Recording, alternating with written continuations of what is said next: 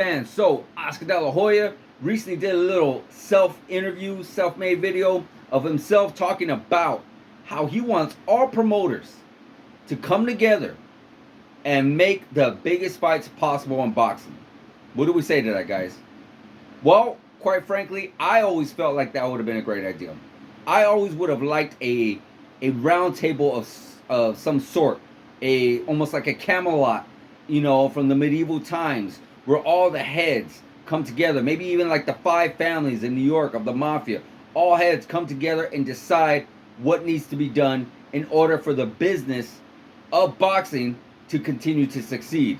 Because we've had some bad years and good years. This year has actually been relatively a very good year for boxing. We had Caleb Plant versus David Benavidez. We had Ryan Garcia taking on Gervonta Davis. We had Terrence Crawford versus Errol Spence. There's been some really good, fun fights. A lot. This year has really brought me back to some of the days where I grew up and watched all the fighters fight each other. And that's what we needed. And a lot of it is promoters unwilling to fight other promotions, and also it is fighters who are not willing to lose. They don't want that. They don't want that 1 on their record. They don't want that 2 on their record. They want to try their best, which makes sense, of course, but to fight for the most money with the easiest win possible. Now, does that make sense? Money-wise, yes. But legacy-wise and sport-wise, I promise you, it was killing the sport.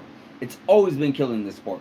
Ever since guys back in the day who cherry-picked their careers, cherry-picked their fighters, and didn't give us the matches that we wanted to see them when we wanted to see them, it really hurt boxing a lot. It really, really did. Regardless of the fact that it was always a big spectacle when these fighters took place, when these boxing matches took place, but it still really wasn't what we wanted to see when we wanted to see them.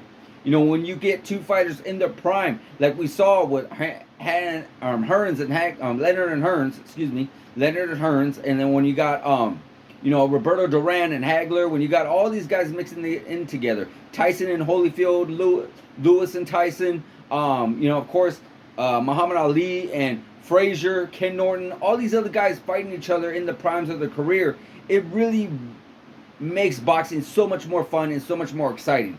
Instead of waiting for the right time, right place, waiting for it to build up, waiting for it to simmer, to really make the match bigger, I should say.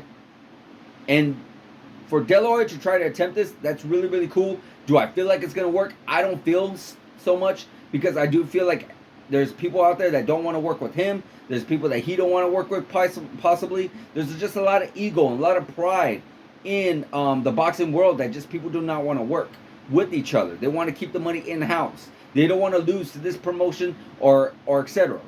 With everybody else. There's just so much pride involved in this that it really is upsetting, and it really is frustrating because we don't get the fights that we want to see when we want to see them. I've always said that UFC and boxing need each other in a sense. UFC needs to pay the fighters like the way boxers get paid, and boxing needs to run the business like the way UFC runs the business. Where there's not too many crazy promoters, where there's not too many people calling the shots. There's just a small few heads in there and making the decisions for everybody. That is it. So it's the best of both worlds is what they need. So guys, let me know in the comments, what do you think? Do you think this whole idea of De La Hoya trying to get all the promoters together is going to work? Or do you think it's just going to go belly up? Let me know in the comments, guys. Like, subscribe, hit that notification button, and I'll see you guys in the next video.